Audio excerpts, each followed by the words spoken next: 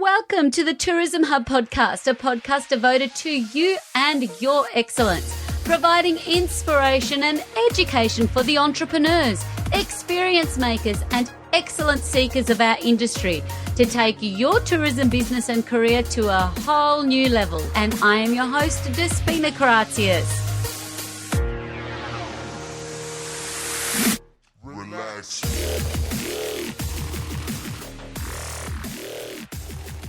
Hello, good afternoon, good morning, good evening, wherever you're tuning in from. I am thrilled that you are here with us on the Tourism Hub podcast, a recording that is streamed live across all of the channels today. And thank you and welcome to our Global Ballooning Australia friends.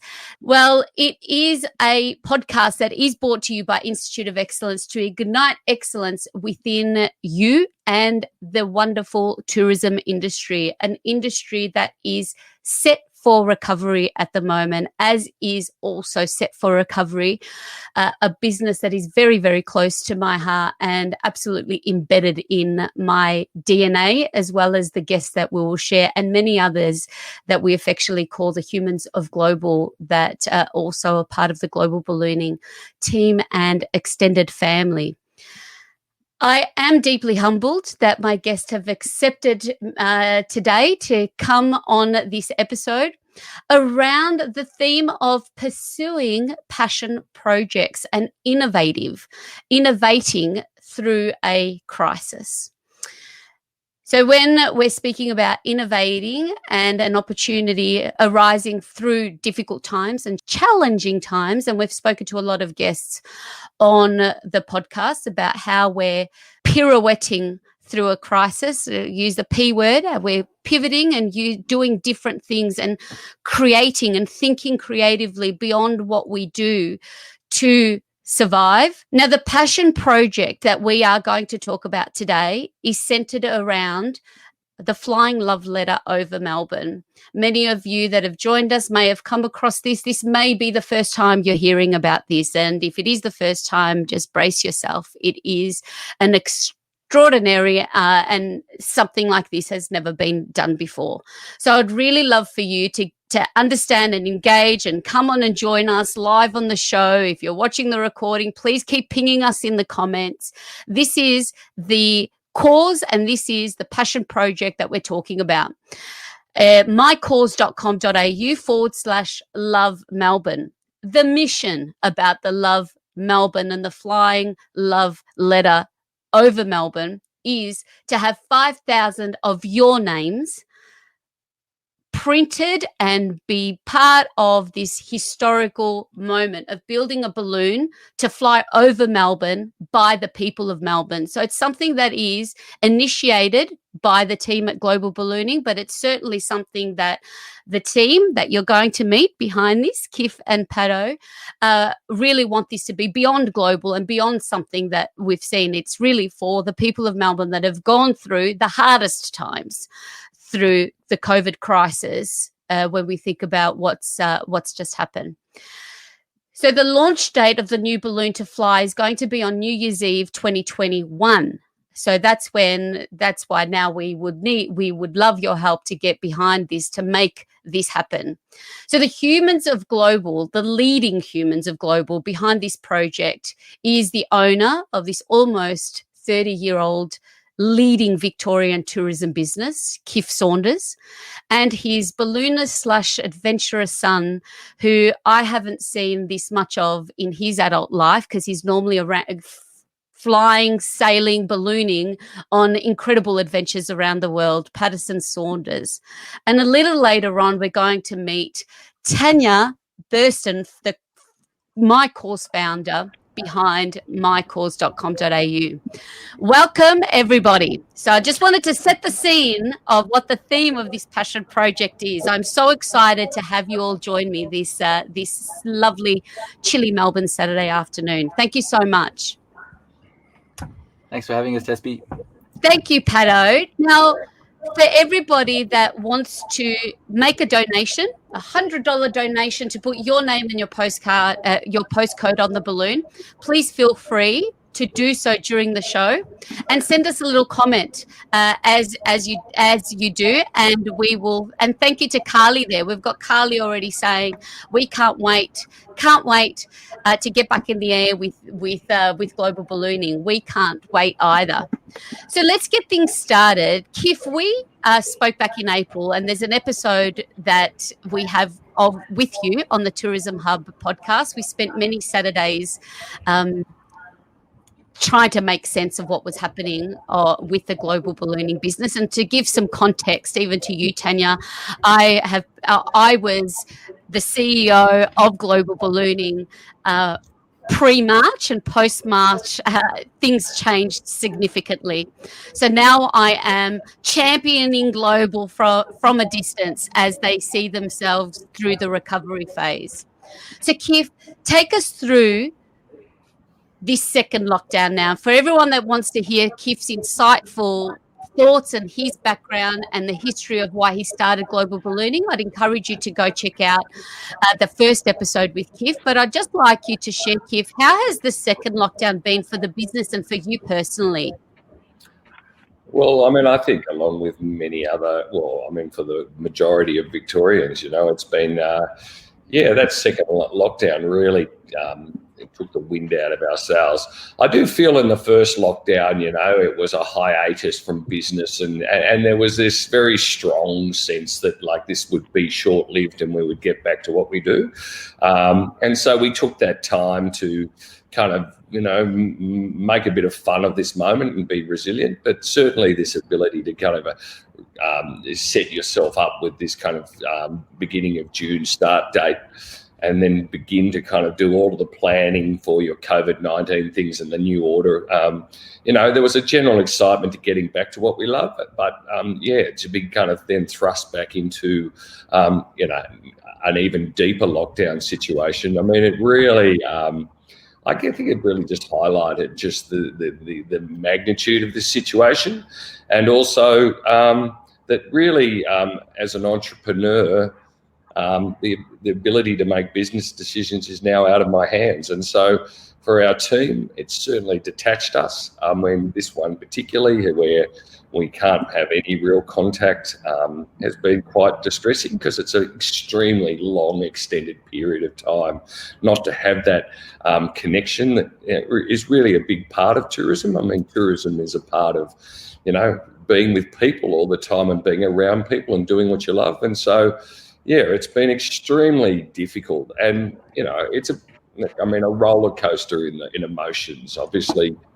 there's days where you're really distressed and wondering where this is going to end and what the future holds, and then there's days of acceptance where you just get on with readjusting your life to a more simple way of existing. And I mean, as a business owner, it's a confidence issue. I think it's a confidence issue in what the new future will hold, and we've just been trying to engage ourselves in what our future looks like, which is in a sense why this project has landed, and we're moving into the phase of doing something while we cannot do what we would normally be doing.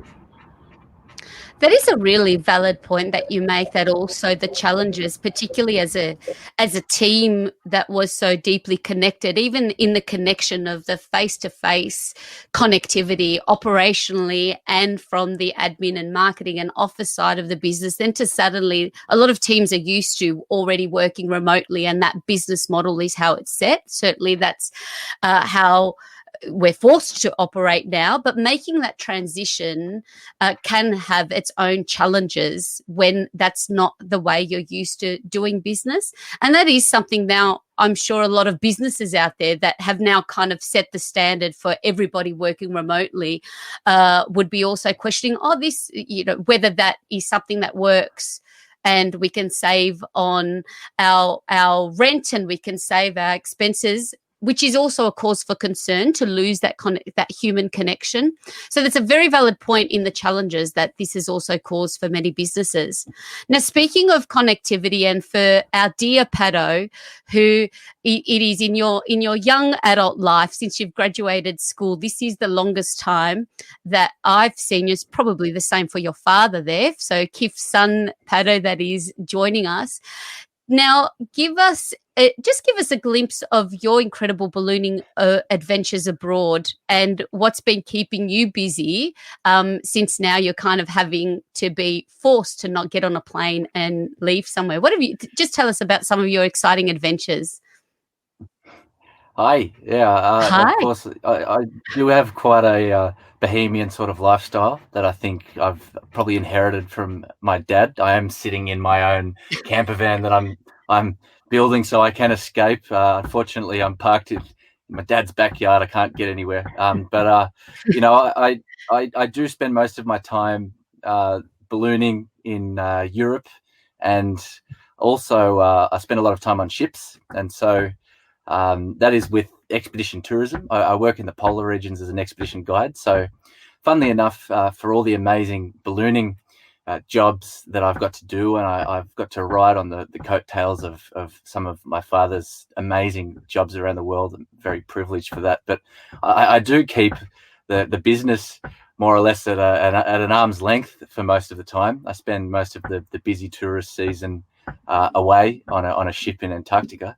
But, I have been lucky to do lots of amazing ballooning sort of expeditions and competitions around the world. And there's such an amazing community amongst ballooning and also polar tourism and I guess just tourism in general, where, I think that we do tend to get a real emotional connection in providing our product, particularly when I'm working on the ships, that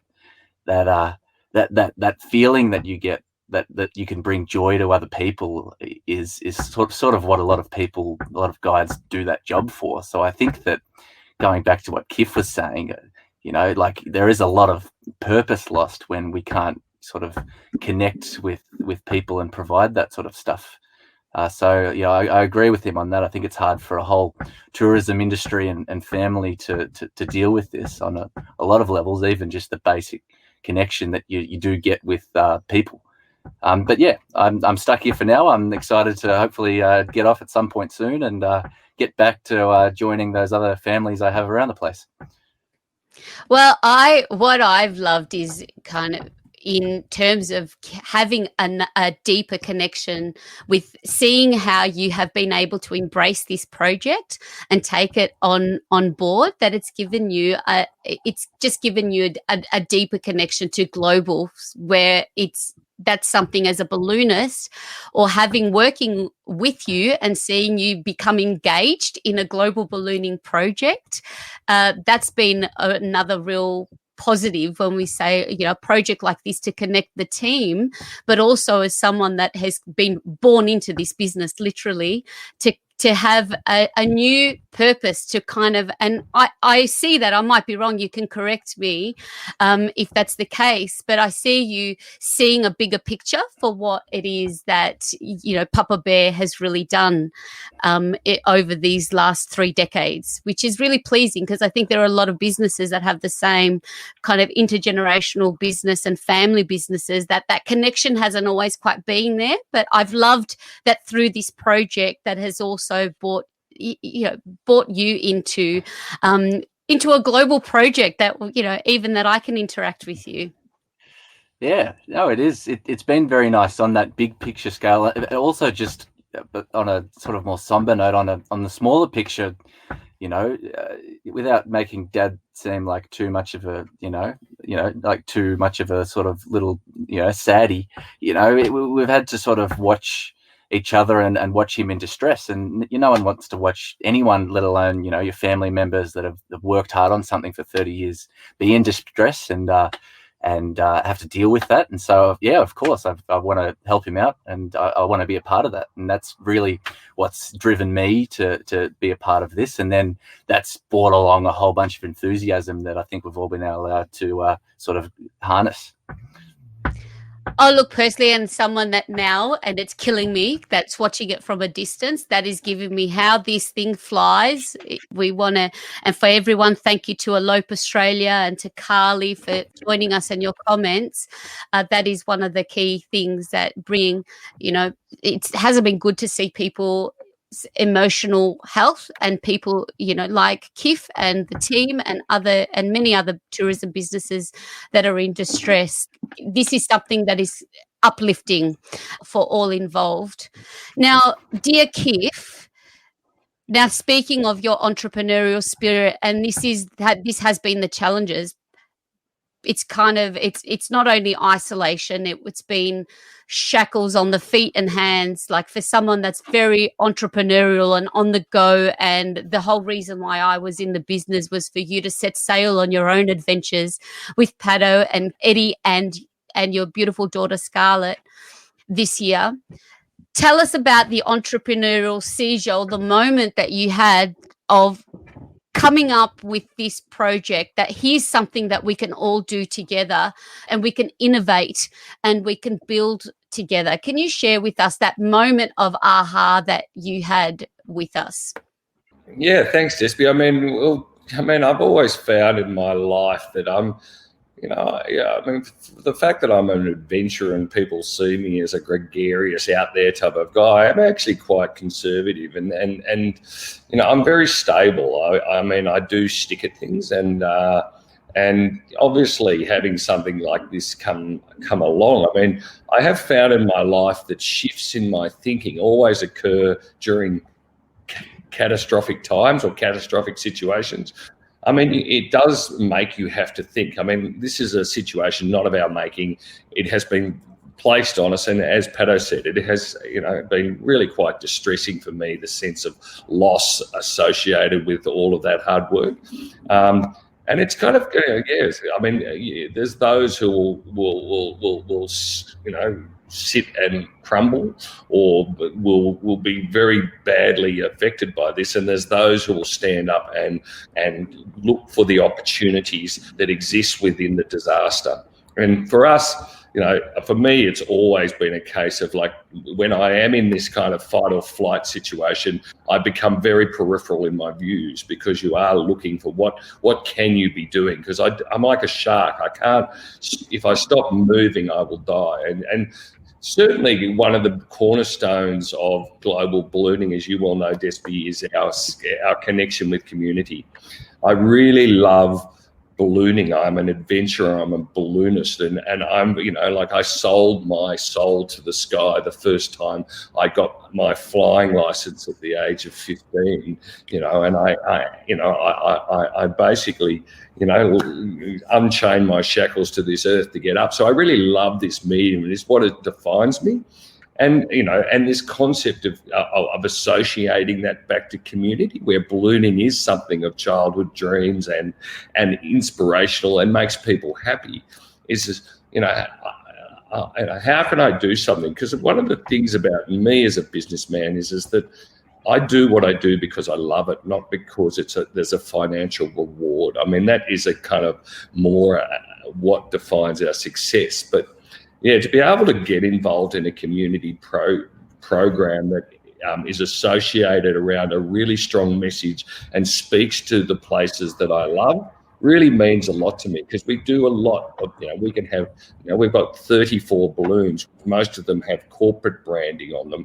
But in a situation like this, it's really important to me to speak to the community, because that means everything to me, is that we are in this together as a community. And so, yeah, it was like, why don't we do something that is a flagship that actually will, show our strength, our unity as a community? And so, yeah, the idea was kind of born out of doing something. Let's do something for us as a team to kind of get ourselves around while we're dormant and uninspired about being able to get out there and do our adventure. let's create something that will be quite beautiful in its sentiment, not necessarily just as a visual image, but as a sentiment to where we stand, that we stand together, which is really important in these times of hardship, that we do stand together.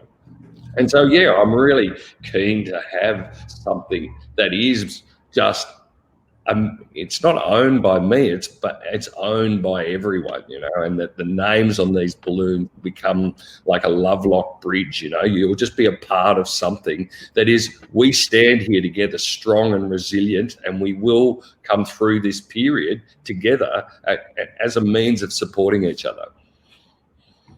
What is, can you take us through exactly what this will look like and the vision and how people can get involved?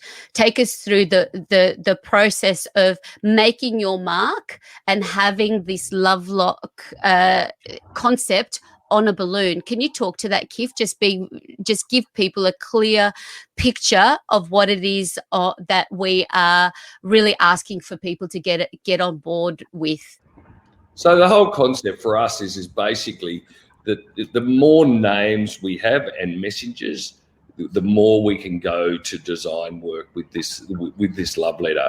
The whole idea is that we are branding it around a message of we are Melbourne, and this speaks to the people not only who live in Melbourne, but the people who love Melbourne, who love this city, or are empathetic about what this city has had to go through for the past 7 months.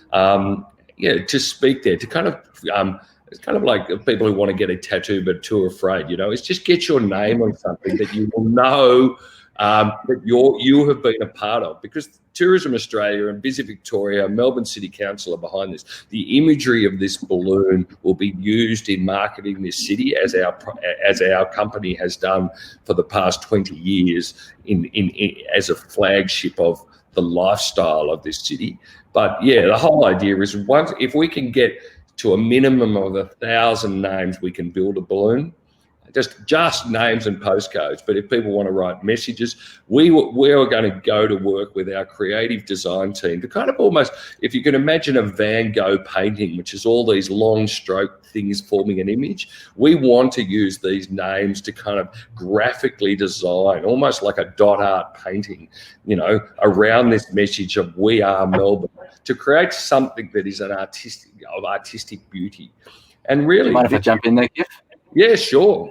Yeah, because Kiffy sent me a text the other day when we were looking at the design options, and he sent a picture of Hosier Lane and the street art that you get in Melbourne. And one thing that we have definitely discussed is just trying to embody that street art scene that Melbourne is so famous for as well.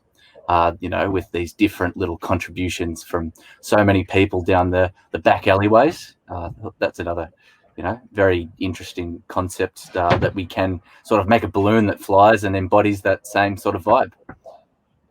And the whole thing is that this is Melbourne. I mean, it's a sophisticated, culturally diverse city with a really good vibe in music, in food, in culture. I mean, this is what we love about this city and we want to capture that spirit on this balloon in how we go to design work and the message we do. And I think it's Stanley Kubrick who does those naked photos of people lying in the streets. You don't necessarily know you're there, but you're there, in that photo. And to be a part of that is really something special, because this will become a piece of history.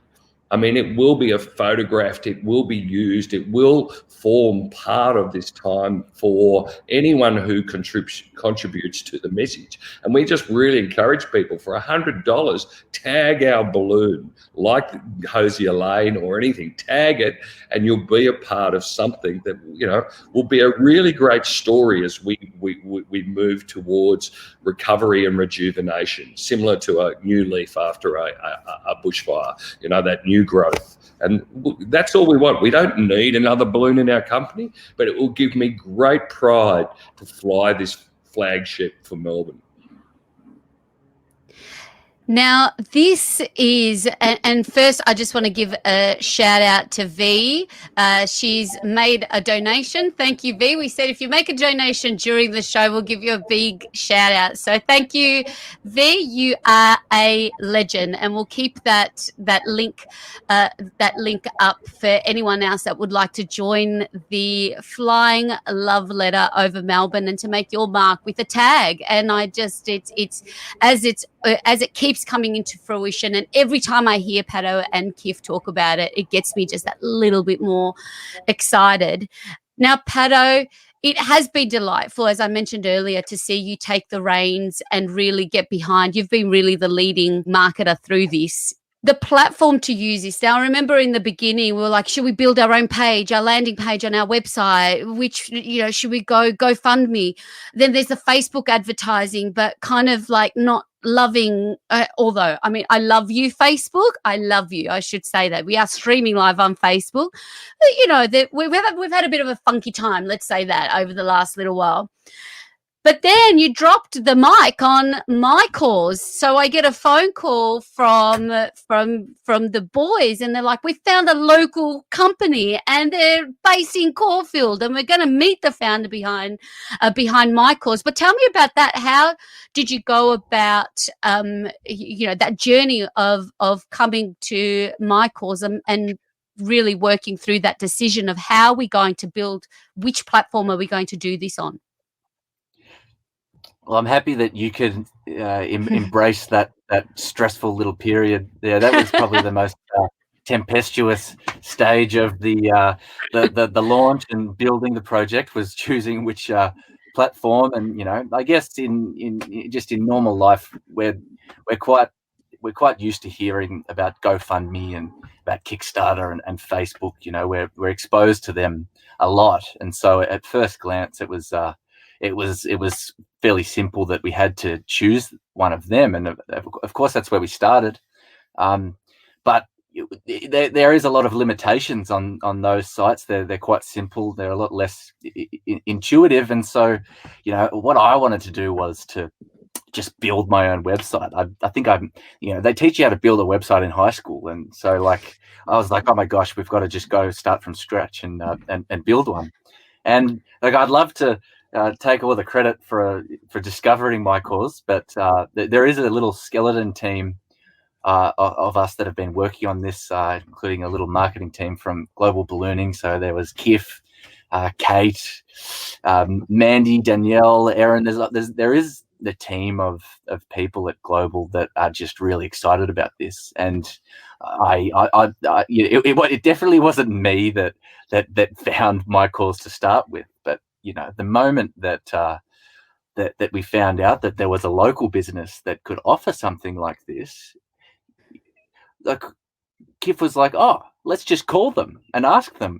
And that's amazing that we could just suddenly call someone in Caulfield, and a fella called Adam picked up the phone, and suddenly, all our options were there. And not only did they have a really intuitive sort of website that they had available, they also could support us in building it. And suddenly, the floodgates opened, and we could actually start to make something that suited our campaign. And I am a millennial, so I was stuck with doing the boffin side of it, but I had a team of people at mycause that could also A, make sure that I didn't break it, and B, offer ideas and also share a bit of excitement around it. And there's no way that we could have got that same sort of service. There's no way we would have had such an attractive page if we had gone with any other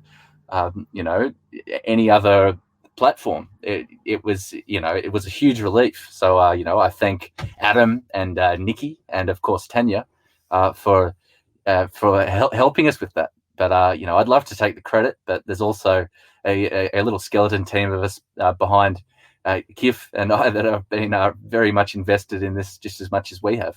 But yeah, the platform, it was a no-brainer once we were on the phone with them. And the no-brainer, and this is why it takes this to a whole other level of, what's intrinsic in the global ballooning spirit is collaboration and local partnerships. And that's why this, like, having also this project come to life with another founding partner of a crowd, that's doing a lot of good in the world and creating that platform for not only the flying love letter of Melbourne, but for many other initiatives, is mycause, mycause.com.au. And we are very, very lucky and fortunate to have the mycause founder and managing director, Tania Burston, here. You can see her lovely smiling face. I'm so excited. I have stalked you quite heavily, and the more I read and the more I listened and the more I saw, I was like, oh, I'm so excited. I'm seeing her tomorrow. So she's not only the founder and the MD of Australia's award-winning cause funding platform, she's also an entrepreneur in her own right and introducing online fundraising to Australia back in 2009, before the term crowdfunding was even a thing.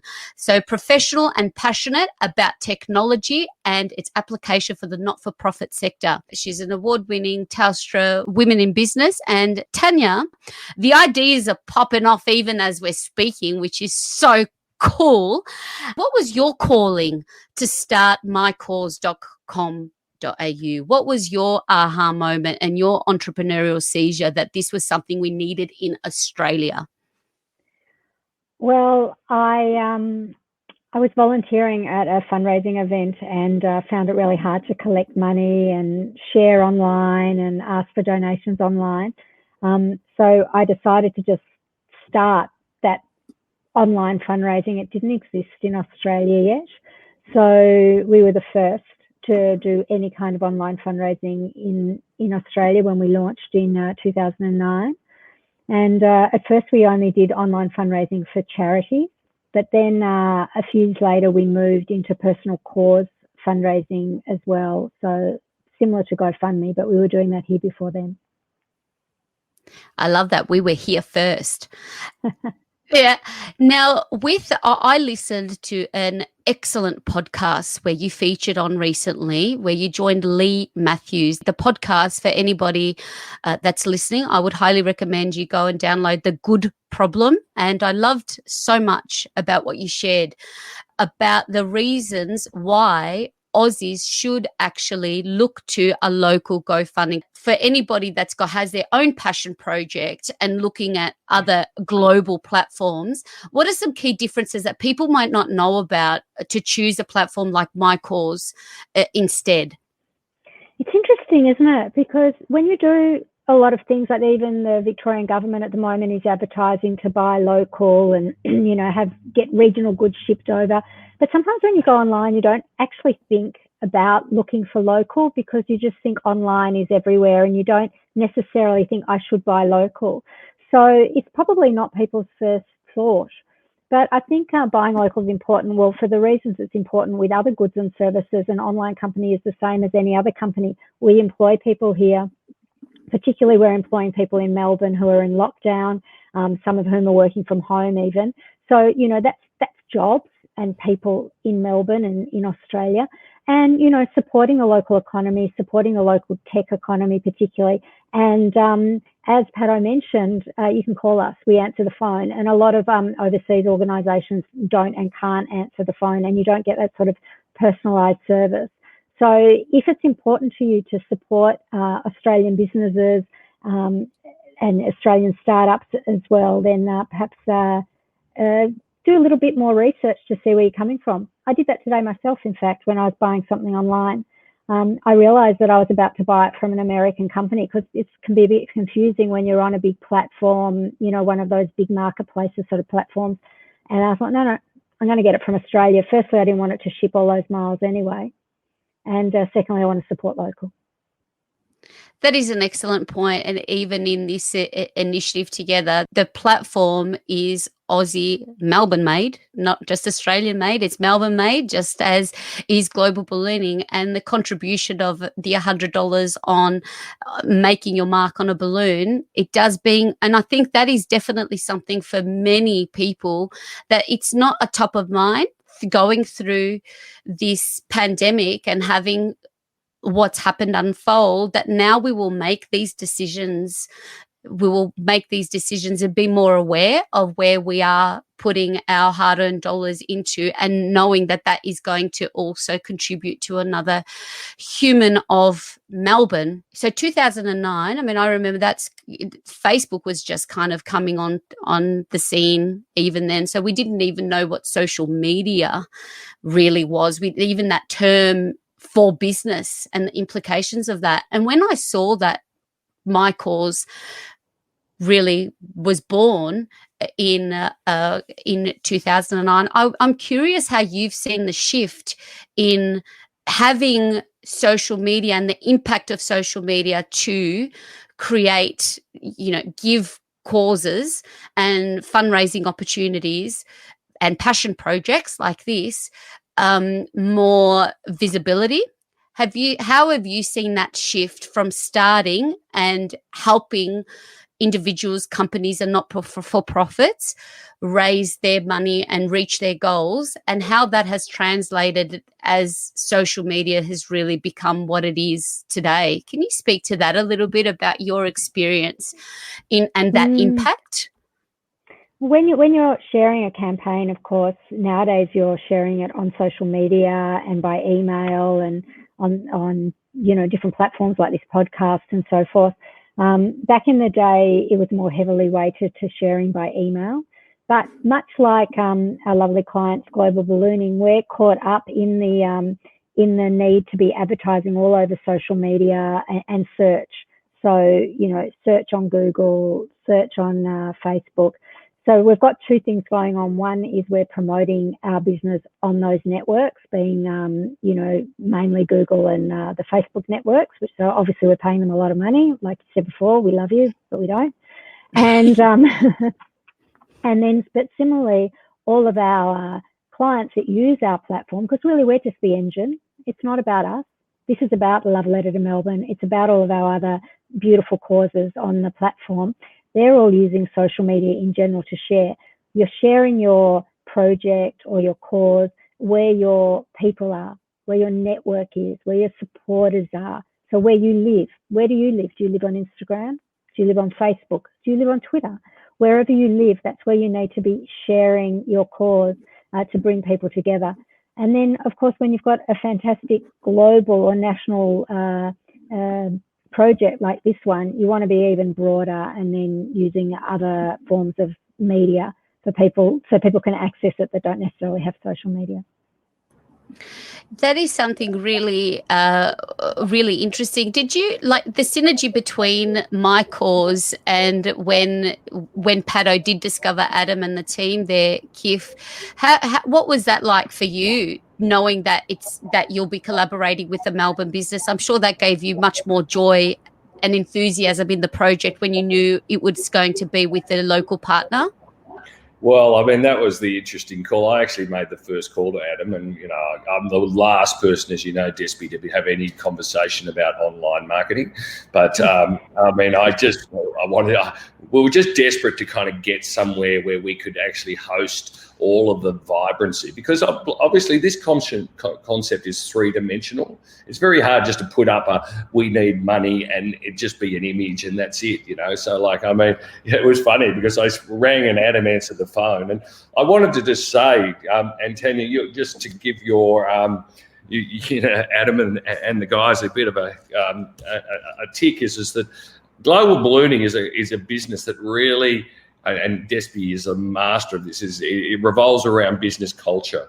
It's the first impression that you make. And to ring up Adam and kind of say, Adam, we want to be able to do this project and this, but just their response in all of this of just like, we can do everything to help you. We'll be there to support you. Yes, yes, yes. You know, just that whole kind of thing. And then he goes, and I didn't even know this at the time. I didn't know where I was ringing. I didn't realize it was he goes, and we are in lockdown, you know, we're in the middle of Melbourne, and we know exactly where you are because we are doing this. And I mean, I nearly fell off my chair because, you know, we just had these 2 days of arguments about our funding platform, and all of a sudden, man, I just love the concept that, you know, for us, it is the microcosm, and I totally agree with you, is that if you're not protecting or supporting the businesses that are really passion-driven, really good at what they do, and local, I mean, we do turn to a supermarket mentality. So obviously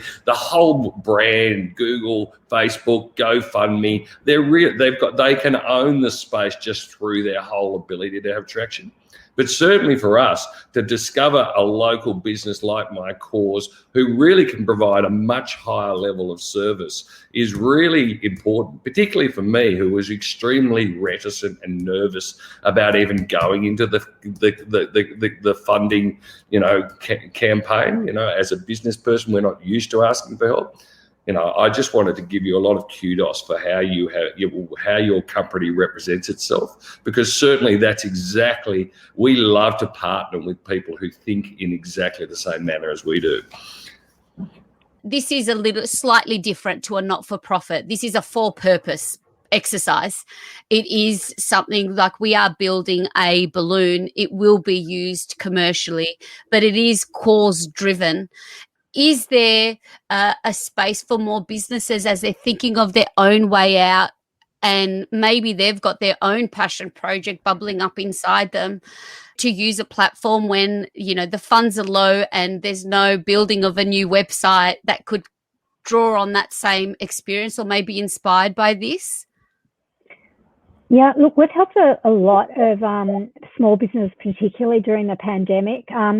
And interestingly, a couple of campaigns have been set up by customers or clients of those businesses. A couple of entertainment venues have had really great fundraising campaigns.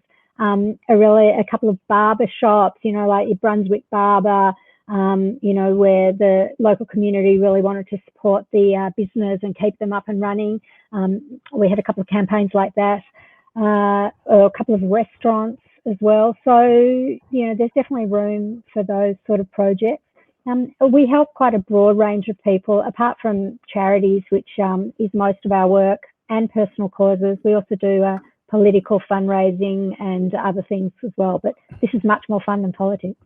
I love that. So for anyone listening, if you see a business that you love, to get behind them, like we can see even through the stream of comments that we're seeing, there's, you know, balloons over the city skyline is something that that would not be a good outcome, to not be waking up and seeing the sunrise without that silhouette of a balloon gracing the city skies, and to be getting behind a business that you love like that. How incredible is that? That would be for businesses that their customers are doing this as well. And this is an opportunity, particularly for our ballooning community, to have a vehicle to do the same and make that contribution. So if there's any questions, comments from anybody that is joining us, please feed them through. Otherwise, I'll start to wrap this up with an excellence round. Oh, here we go. I love this. Look what Wendy has shared. From a contributor's perspective, yeah, let's give Wendy. She's made her mark on the balloon. A little clap for Wendy. Thank you, Wendy. She's also giving that it was extremely easy to navigate, which is so important. And that is why it was frantic in the early days, because to build something like this, although it's easy to navigate, it is that takes some time of investment and research for that user experience to develop. So that is thank you for sharing that, Wendy. I'm just putting my digital Desi hat on now for you, Tania. How important is it also for businesses to be building their own relationships, maintaining that connection through an email database. So where you first started and you were building you were doing a lot through email campaigns. I think now what we've lost here is that having a lot of our communities on social media, we don't own those relationships. Is that something that you encourage your clients to do as part of the campaign mix? We have quite a bit of experience in this field. Certainly email is still a really strong channel, but of course a lot of people tend to unsubscribe and so forth, plus they get a lot of emails. So the other thing is to have a really strong presence on social media channels. And then the third thing is to be remarketing. Remarketing means picking up the cookies of people that arrive to your website, which is almost as good as having their email. It's like their digital signature. And then you can market to them in other channels, such as social media channels. So I visit your website to see what time the balloons are flying, and then I receive an ad for you. I'm sure these guys are all over this already, but I receive an ad inside my social media or in my Gmail or so on. So unfortunately, we're always paying these massive companies to do all of this marketing, but I personally can't see any choice in the matter. Yes.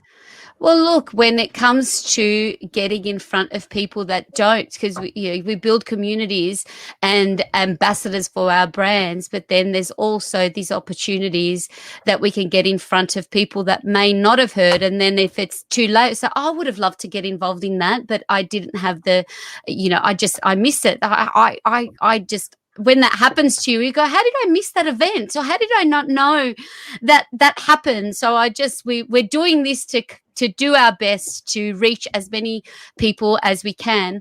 And what we've just kind of developed as we're going, the hashtag, if you have made a contribution, if you're loving what you're hearing, follow Global Ballooning Australia on Instagram, on Facebook, if you're not already there.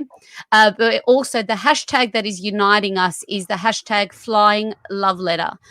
So if you use that, particularly on Instagram, is it, Tania? We're talking now. If we use that hashtag on Instagram, you'll pull that onto the page. Yeah, we'll get that done for you. So if you post a photo to Insta of your favourite Love Melbourne moment and use the hashtag Flying Love Letter, we'll pull that into the landing page where you'll be able to see your Instagram pics and also have an opportunity to be part of the Love Letter to Melbourne if you want to as well. So I reckon get your Loving Melbourne pics up. Even if it's a grey pic, we know we can do beautiful grey pics. We're good at that. See, if the humans of global, the army's talking, this is what happens when you get in a room of the entrepreneurial DNA spirit. This is all that just unfolded as we're having the conversation. Drop the mic, Tania. That's boom. Your favorite Melbourne moment. Hashtag Flying Love Letter, and you're part of the stream. But don't forget, $100 to make your mark. That's your little tag on Hosier Lane, but in a flying, on a flying billboard over the city. Okay, excellence round. I'm going to start with you, dear Tania. When it started to launching your business, was there anything that was holding you back in the beginning? You mean apart from money and time? Look, no, not really, because I very, very luckily had a massive dose of naivety. I didn't really know what I was getting into at that time. The word startup didn't even exist in Australia then, hardly. So I didn't really know I was doing that. All I was doing, I thought, was problem solving. So had I known then what I know now, I don't know that I would have embarked on it. But it's been a really, really fun journey. So I reckon anyone else thinking of starting anything, my advice is jump in. Jump in. Hashtag jump in. Love it. Kiff, the best advice you've ever had? The best advice I ever had, probably from my grandfather, which is it's a bad day when you don't learn something. Love it. And haven't we learned a lot today? So today's been a good day. I feel good. I'm in my ISO. This has been fantastic. It's a bad day if you haven't learned something, and jump in. Pato, share with us a personal habit that has contributed to your success so far in your young life, that you've been able to do so much. I think that anyone that does know me knows that I've definitely got a bit of ADD that I just can't stop moving, and so I think my personal habit would just be pacing around. I'm also quite loud, and so perhaps that's helped me get this message out to a fair reach of people so far. So I guess I'm loud and I move a lot. Is that a personal habit? I don't know. It's a personal habit. Well, I think I might know where that came from. But it certainly it's worked for the guy to your right. I think it's going to serve you well as well, my dear Pato. So Tania, for you, what's an internet resource that you love that helps you on the daily? In particular, but you probably had more of a heads up in working remotely. What's something when you're working on different projects with your team, what's a resource that you couldn't live without that keeps you yourself personally, or anything else that keeps your team in check and working to, all working well? That's so important now when everyone's working remotely, isn't it? So we're very big users of Slack, the messaging app, and we wouldn't send an email internally hardly ever. We use Slack messaging app, and we use the Atlassian tools, even developed by an Australian, in fact, of course, Mike Cannon-Brooks and his team. We use those Atlassian tools for our whole web development section of the business as well. Well, Atlassian is something that I learned from you share on the other podcast too. And I love what you shared. And that's something we'll save it for another time. We might have to bring you back. I love that. It just dropped a curious thought, like advocacy and philanthropy. Like what distincts the two from one another. But Atlassian and this gentleman is someone that you admire, and another Aussie business that sounds like is led by someone that's doing extraordinary things. So something for all of us to share. An avid reader. Now, you shared something earlier, a book to share with our listeners. For someone, for Kiff, I'll directly to you. Is there a book that you're reading at the moment, or something that's got you, inspired that you can share with us? Oh, look, I am reading a book called, it's hard work, but it's called Thinking Fast and Slow, which is also kind of the understanding of how we kind of somehow believe that the information that we're being fed is correct, rather than kind of an intuitive thinking.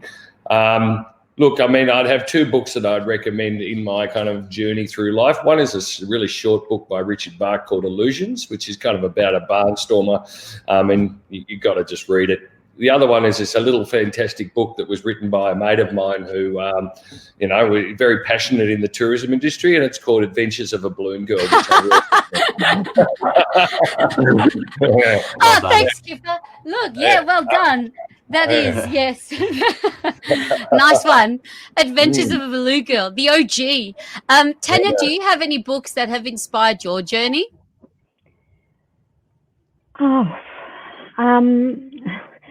I don't think they'd be very interesting for anybody else. They're all around fundraising. So, all of those quite a few of those industry books have been really interesting for me. But I usually read to relax. And I'm quite into Kirsten Sittenfeld at the moment. And I've really enjoyed her book, Rodham, lately. Rodham. We'll check that one out. How about you, Pato? Rodham Clinton. Beautiful.